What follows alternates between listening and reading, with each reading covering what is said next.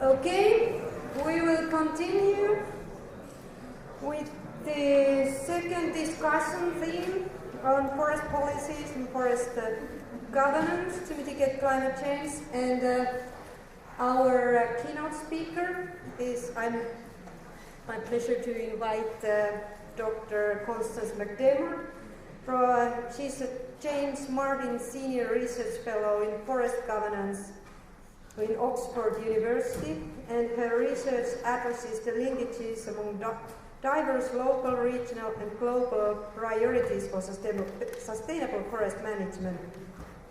It examines institutions of forest governance from market-based initiatives to sovereign state-based and traditional community-based approaches to better understand how dynamics of trust and power shape environmental and social policies and facilitate or inhibit desired outcomes. Today her title is Forest Governance and Climate Change. Thank you very much. Thank you. Okay, yes, I'm going to be talking about forest governance in particular, and then really the implications for climate change mitigation.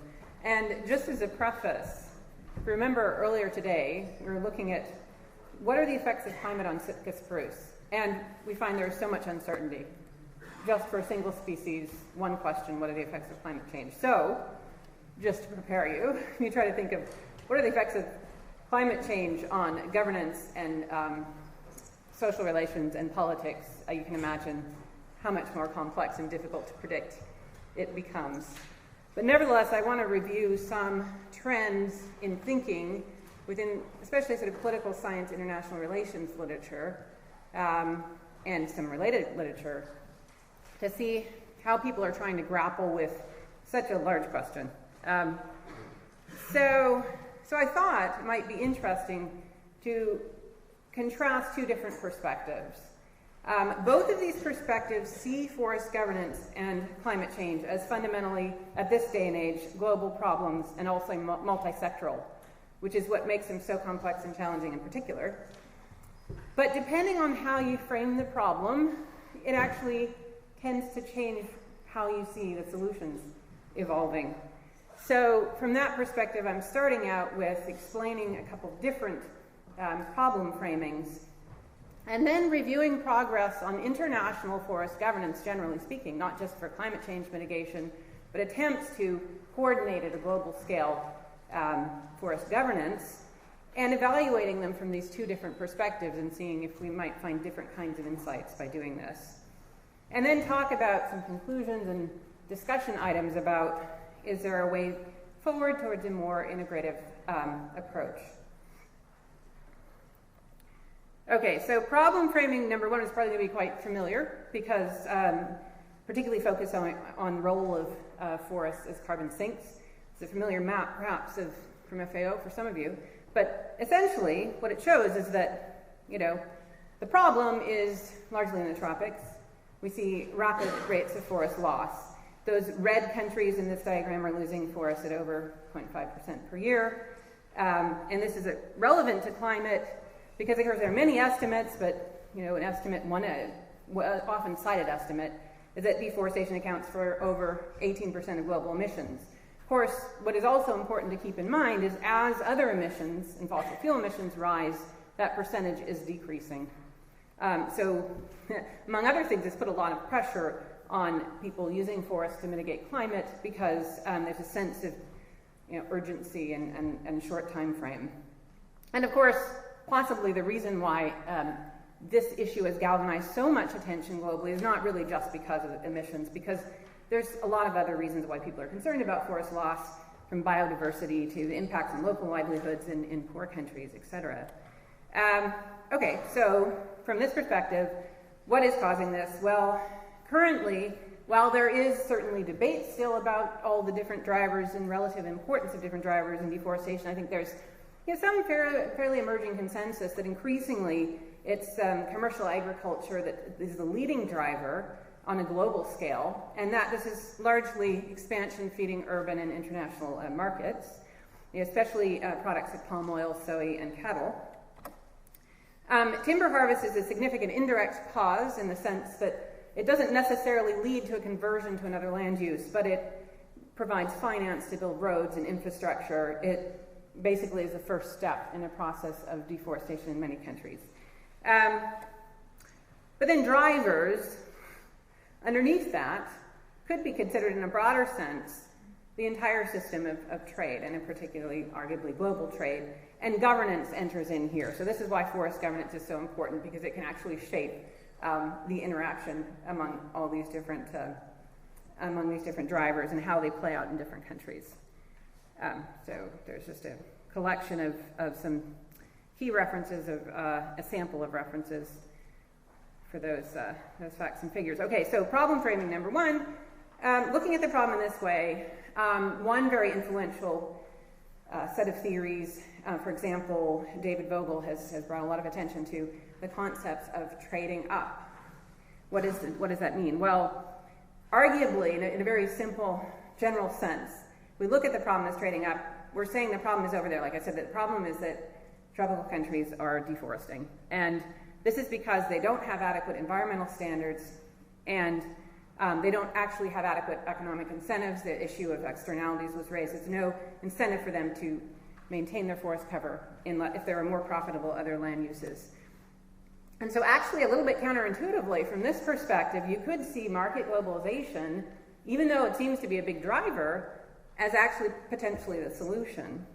Why?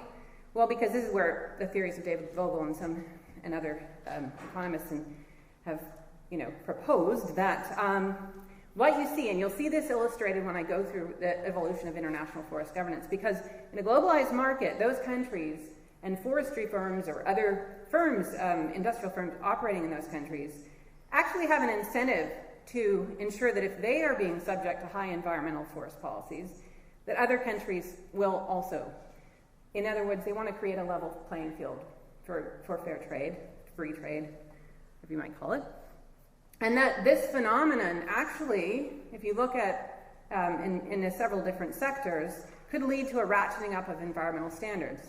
And this is an argument against the argument that, well, globalization is necessarily going to lead to a race to the bottom because people will just invest wherever there are fewest environmental requirements. We're actually seeing, arguably, some of this effect.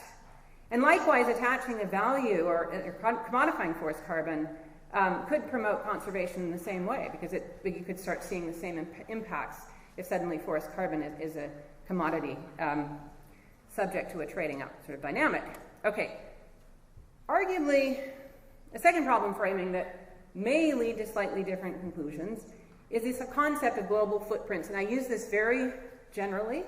There are a number of different types of methodologies developing now to try to think about the issue of the global footprint, but basically it's looking at not just how we manage our forests within our own backyard or within our own country, but how our consumption patterns impact the larger global landscape, our global ecosystem. So you see things like life cycle analysis, and so when planetary boundaries came up this morning is another way of looking at this issue, wood miles, carbon footprint, net primary productivity, forest footprint. These are all ways of trying to consider the bigger picture. So as one example, the forest footprint. Now, one can debate the exact numbers used in this model, but the general take-home message I intended to convey here is that these core countries are the top consuming countries worldwide, and actually they have, from this perspective, the top, and this is just in terms of forest product consumption, they have the largest forest footprint per capita, according to this way of looking at things. So the core countries means those that are top trading and consuming countries in the global trading system. But actually, they're gaining forest cover. How is that? Whereas those countries that actually, especially the least developed countries, are very low consumers, but they're losing forest cover. So that's the basic perspective from this model, that there's a mismatch going on here. Another way of looking at it is a carbon footprint. So to date, what is not included in the calculation of a country's emissions very often is what we call the embodied carbon, which is the carbon embodied in the production of the product in another country in the world. For example, China produces a lot of products for the U.S. The U.S. doesn't include their impacts in this way on the total carbon emissions from their consumption. So that's another way of looking at a footprint.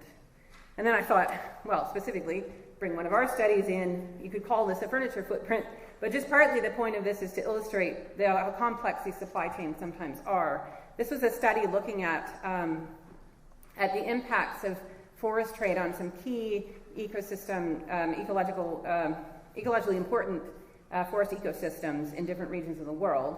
And here you're looking at the top importer of tropical logs from, let's say, the Congo and Southeast Asia, being China. But actually, a lot of those logs are not destined for China. They're destined, they are basically embodied in furniture products and sold to the EU and the US as the top buyers.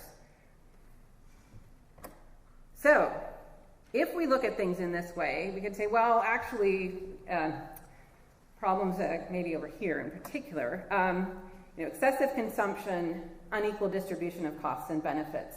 So, for example, the per capita forest product consumption was estimated 18 times higher in developed than developing countries. So from this perspective, I think it's interesting, there's this idea of ecological equity. So equity in this case is not necessarily just the opposite of, or a separate concept from efficiency. Equity from this point of view is that actually, whether or not you value equity, it may be necessary to achieve any sort of significant climate change mitigation. This is, for example, the theorist Hornberg talking about ecologically unequal exchange, that the world system of global trade drives unequal concentration of wealth, and what they call environmental cost shifting. So that, let's say we don't want a pulp mill in our backyard, but we will happily buy paper and pulp products from other countries that don't have as strict regulations in place. So there, from that perspective, a really key factor is reducing consumption in developed countries.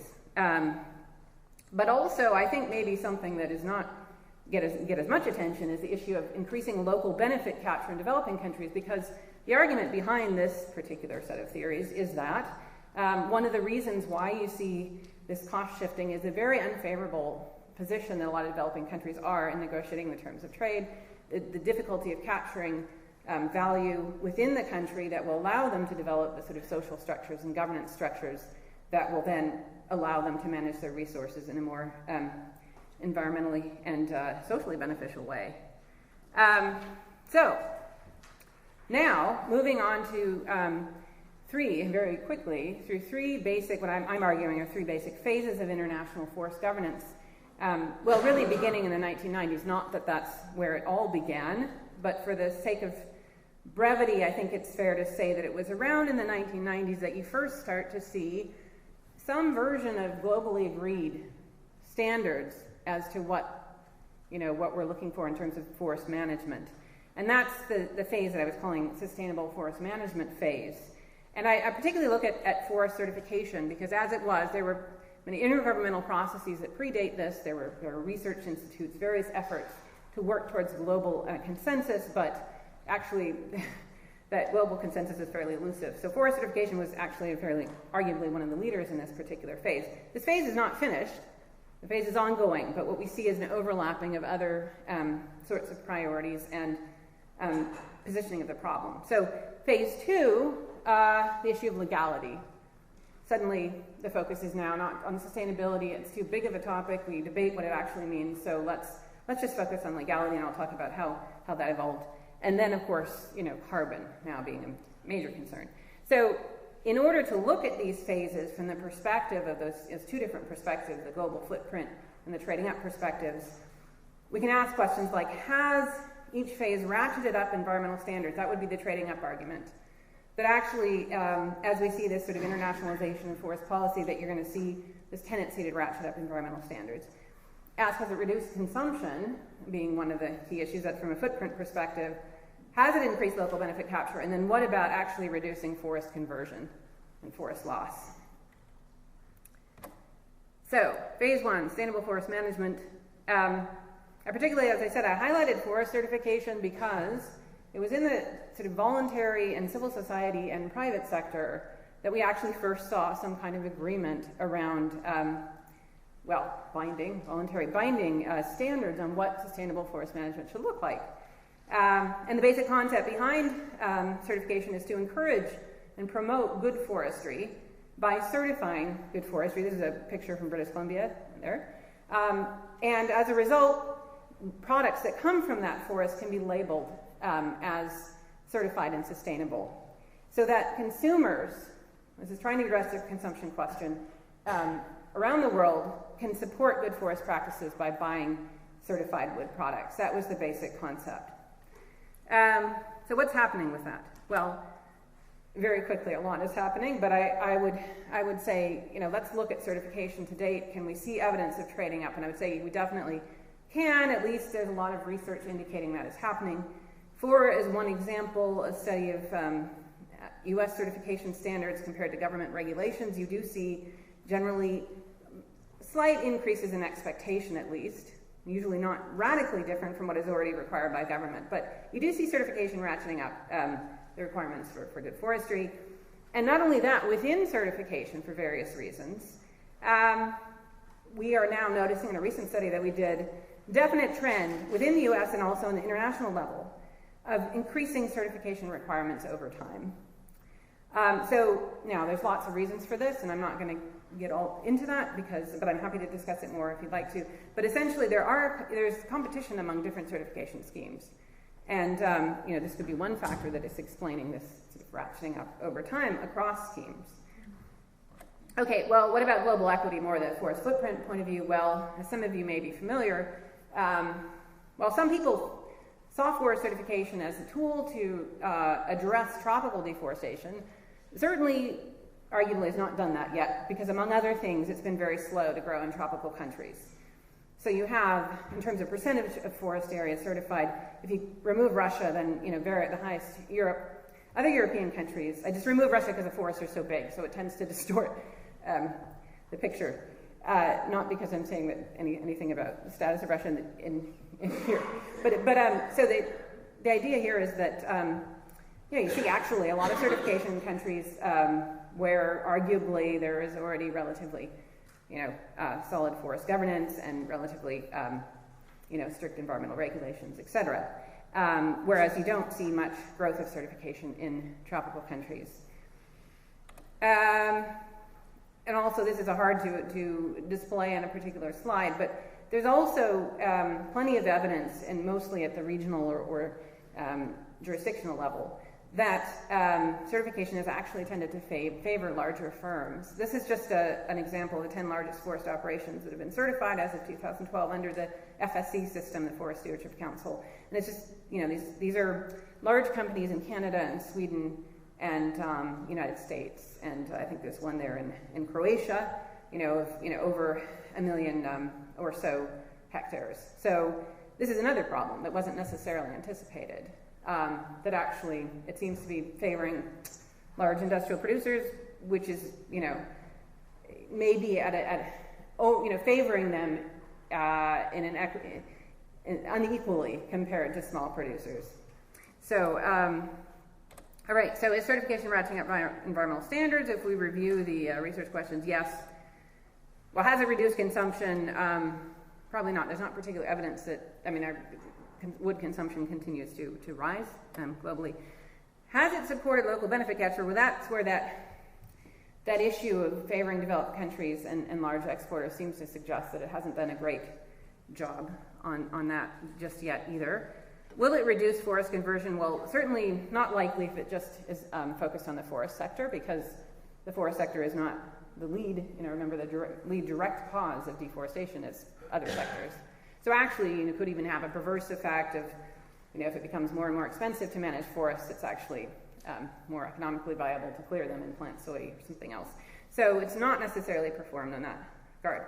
Now, this is not to say that it hasn't played an important role, but depending on what perspective you take, it does influence how big that role seems to be.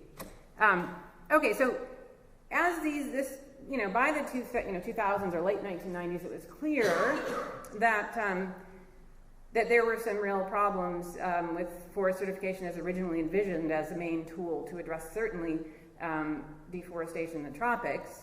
Not everybody saw it from the beginning as that's what it was about, but certainly some stakeholders did. And they're concerned about the fact that it seemed to be very difficult for smallholders to get certified, etc. So, for lots of reasons, a number of stakeholders were starting to say, wait a minute, here we are talking about certification, but what about just flat out, what are governments already doing? What are the existing forest regulations, worldwide? What is actually a forest regulation in Brazil? And, and is this actually, and there's plenty of evidence that the forest regulations are not being followed, so maybe we should see what governments are already doing before we start adding on additional standards. So this is drawn from a book that I co-authored with Ben Cashore and Peter Kanowski that compared environmental forest policies in 20 countries. But to find a standardized way to compare these policies, and what we looked at was policies around biodiversity conservation, protected areas, endangered species, forest practice rules, including riparian zones, road building, harvest patterns, clear cutting, etc., reforestation, and total volumes harvested. And then also policies around plantations and how this varied. And just in a nutshell, one of the ways we compared the policies was looking at their prescriptiveness, which is trying to get at basically, are the policies mandatory? Are they voluntary? Do they actually prescribe particular management actions, or are they quite flexible? So this is not meant to be an evaluation of how good the policies are. That's not what this is doing. But it is trying to show how different countries are, what approaches they are taking. And one of the interesting things that came out of this was that, in average, transitioning and developing countries had many very prescriptive policies already on the books. So Brazil, for example, has very, very prescriptive forest law in many ways. And you also see a big contrast between land ownership types, etc. But in general, on average, there are a lot of very, very demanding forest policies in developing countries. And so maybe before we start talking about certification, we should look at better enforcement of existing policies. I put the example of Finland in there as a sort of middle to a little bit less prescriptive than some other developed countries. But again, this is not about how good the policies are, it's about the particular approach. So, all right, so this moved to this idea, well, let's reframe the problem as one about illegal logging. So the problem, the sustainability is a really contested topic. We have competing certification schemes. We don't seem to be able to get traction with this. So what if we just look at legality? Because you can get governments to agree that, that their own laws should be followed. So that by reframing the problem that way, it suddenly becomes one of legal compliance. And it's a lot easier, arguably, to get consensus. So from this perspective, the solution is better law enforcement. And so I'm defining legality initiatives as those focused on strengthening forest law and governance in developing countries. And I noticed there's a poster out there if people want to read it on the flag T process. But just very quickly for those of you who aren't familiar, two key actions out of the EU regarding this approach are the EU Forest Law Enforcement Governance and Trade action plan, and then certain actions that have come out of that, including bilateral voluntary partnership agreements. And these agreements involve bilateral negotiations between the EU and partner countries, including, particularly so far in Africa and Asia, whereby the EU and the government and the partner country agree on what qualifies as legality in that country. And then the partner country is required to come up with a legality licensing system so that once the agreement is signed and the actions are in place, all the timber coming from that country into the EU will have to have a legality license. So this will allow the EU to determine that they're not playing a role in illegal logging. Another key development, which is quite recent and just now come into effect in March, is the EU timber regulation, which essentially, not to get into the details, but we can talk about this more later, but is meant to prohibit the import of illegal wood defined as wood that violates the laws of the country in which it was produced. Okay, so let's see. It's still early days, so it's hard to evaluate this initiative, but we are starting to develop some case studies on what's happened so far. So here's an example of a case study that's involved with looking at FLEGT voluntary partnership agreements signed with Indonesia and what the implications are. Okay, well, let's unpack what is defined as legal in this case. I mean, in Indonesia, that a legal includes timber concessions that are able to meet what are quite extensive planning and permitting requirements. So Indonesia has, in terms of layers of forest prescription and policy, is near the top globally. I mean, it was one of the countries we looked at. So those timber concessions that are able to meet those very, very difficult and often contradictory, in fact, policies, which you can argue is a difficult challenge, would be considered legal. But also palm oil expansion.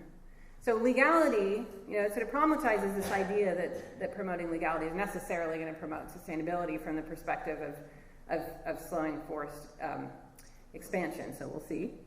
What is illegal? I think this is an even more critical question. Well, certainly other timber concessions. Certainly, I think the image of an illegal logging company is of a foreign, often a foreign company coming in, stealing timber or arranging, corrupt arrangements with government actors, and clearly and intentionally violating the forest laws. And those kinds of actions are certainly something that I think the global community is joined in trying to discourage, because it's not for many, many reasons. But what is less often seen is that lumped now into this categorization of legal versus illegal is a whole lot of domestic production in many of these producing countries. Because in Indonesia, for example, some 80% of timber consumed is consumed domestically, and much of it is sourced informally, more likely to be sourced from small-scale operators than it is to be from these large industrial producers who are particularly the target of international campaigns. So this is a problem because, by this term illegal, we've now conflated a lot of different types of activities. Arguably, it's a problem. So what constitutes proof of legality in Indonesia is basically third-party certification. So we remember what happens with third-party certification, and in this case, following ISO standards. Who does it favor? Well, again, what we're seeing already, even at this early stage, is favoring large operators in Indonesia that as of November 2012, and things are moving rapidly with concessions, but at any rate, at that point, less than 30% of the concession area in Indonesia had been assessed, and only the large operators have been certified. Now, to look at the scale of the problem that this involves, it's very hard to get estimates of how many small producers there are in Indonesia. But, one study, for example, found in central Java alone that there were something like 15,000 small-scale timber businesses. So a tool that might seem to make a lot of sense in terms of large-scale operators, you do have to wonder, what does this mean for all these small-scale operators? Because none of them have yet been certified, and how is this the right approach in that case? So in terms of research questions, well, will legality verification ratchet up environmental standards? Well, it very well might. I mean, at least that's an argument that some researchers have been making, particularly if you look at environmental standards as including compliance, because there's definitely been a problem of forest law compliance in many countries. So it may have that effect of increasing regulatory demands on forest production. Will it reduce consumption? Well, I'm going to go out on a limb. It's very early to say this, but arguably, maybe not. There's no particular reason to expect, especially consumption cross-sectorally, that it would do that, but we can debate that if you like. Will it support local benefit capture? Again, here's the problem, is that it does tend to favor large-scale export-oriented production. So from that perspective, in terms of the small-scale operator in Indonesia, it's not good news so far, let's just say. Will it reduce forest conversion? Again, here's the problem. It's focused on the timber sector. So unless other sectors, although there's talk of this, and sort of legality licensing for palm oil, for example, but if we don't do this, then it's unlikely to have maybe a major direct effect on slowing deforestation. So finally, forest and climate, is this the answer? Are we getting closer in this evolution of thinking at the global and international forest policy level was, I think many of you are familiar, REDD+ stands for Reducing Emissions from Deforestation and Degradation and Forest Enhancement. This sort of really gained momentum in 2007 with the Bali decision. And there, in Bali, the real focus was on forest, carbon, and accounting and finance. That was initially the strong focus, that REDD was about a rapid, cost-effective way of reducing, or at least mitigating climate change. The Cancun Agreement, though, is an interesting evolution because the framing of REDD is starting to broaden. So the Cancun Agreement includes safeguards to protect biodiversity and local people. And arguably, this was the first step in an increasingly complicated trajectory that REDD has been following. So, what's interesting to note, that what can we learn from the past efforts about how REDD might work? Well, one thing you might notice is that verification and certification are quite central to REDD+. So far, there have already been billions of dollars of various estimates out there, but and none very accurate, spent on monitoring, reporting, and verifying of forest carbon emissions. That's forest carbon alone, and although it is hard to quantify exactly, there's plenty of evidence that that is the largest area of investment, because that's where the money is basically in terms of compensation for REDD+. There's also, though, been a proliferation of standards and certification schemes focused on carbon and safeguards, particularly some of these operating in voluntary carbon markets. So this is a little bit deja vu when you think of forest certification, for example. You start out with one scheme, but then you get competition from other schemes, although it's evolved a little differently here. You also see this increasing number of different standards focusing on different and prioritizing different issues. But at any rate, we see this complicated world of verification and certification. Now, what is this going to mean, based on past lessons? What is this going to mean, particularly for forest operators of different sizes? Or is there some danger that there might be some repeating of past patterns?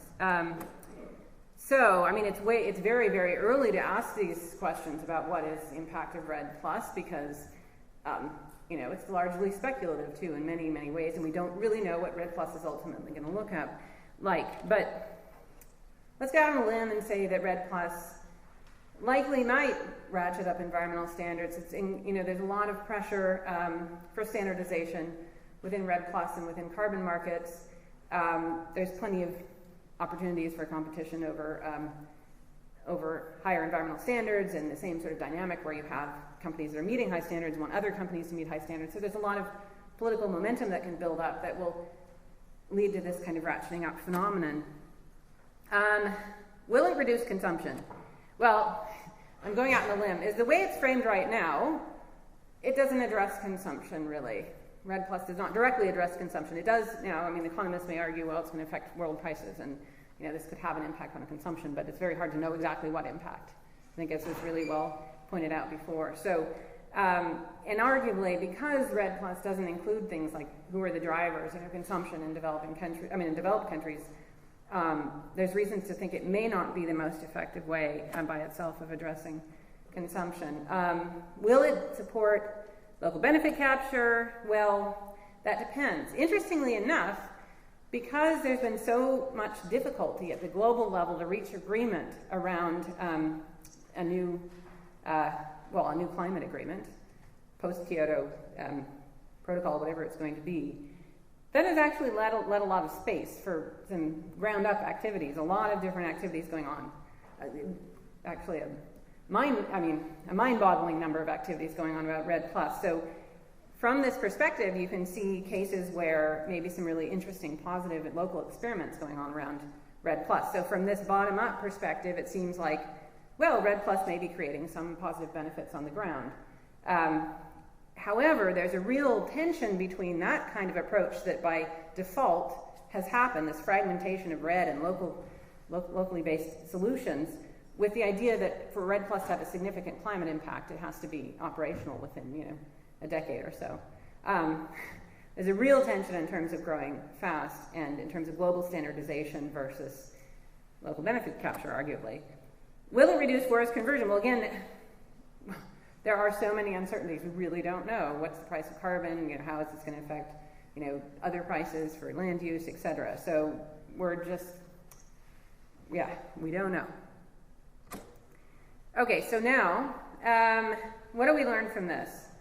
Well, arguably, looking at this history, you could argue that a lot of thinking at the international level about international forest governance has come somewhat from a trading up perspective, which is not to say that this hasn't created a lot of interesting learning, but perhaps it's missing a big part of the picture. So if we incorporate a footprint perspective as well, what effect might that have? Arguably, it could shift focus from developing countries to the global system. Like how does consumption and production interact? How does the way that we produce, not just who produces, impact the sustainability of production? It could prioritize governance reforms that benefit local actors. If we're thinking that actually in long-term sustainability means building up capacity in developing countries to be more effective and stronger trading partners. It could shift the focus from a single product like timber or carbon to entire production systems. This is a challenging thing to do, but clearly if you look only at one sector, you're not going to affect a lot of the other drivers that impact that sector. So arguably a footprint perspective, especially like something like a life cycle analysis or onwards, these multiple different footprint perspectives might be necessary to think about this in a broader sense. So, hypothesis, green legal trade may be necessary, but not sufficient to reduce forest footprints. And actually, further than that, this heavy emphasis on tracking, certification, and verification could actually exacerbate global inequalities if it's not balanced with other approaches. And that's based on findings so far in terms of what is the impact of these kinds of systems, particularly on local production in developing countries. So it isn't just a matter that it isn't reducing forest footprints. It actually could, in that way, drive the bigger problem and not address the big sort of global equity question. So forest sector policies are inadequate to address leading cause of forest loss and overall consumption driving climate change. So from this perspective, you have to stress strategies as part of a global system, not based on a single sector or mission, legality, carbon, etc., or a country, Finland, Indonesia, whoever it might be, because the actions of that one country spill out, arguably well beyond the borders of the country in question. So thank you very much. I want to leave lots of room for discussion, and I've also my new Finnish word, kiitos. Thank you. And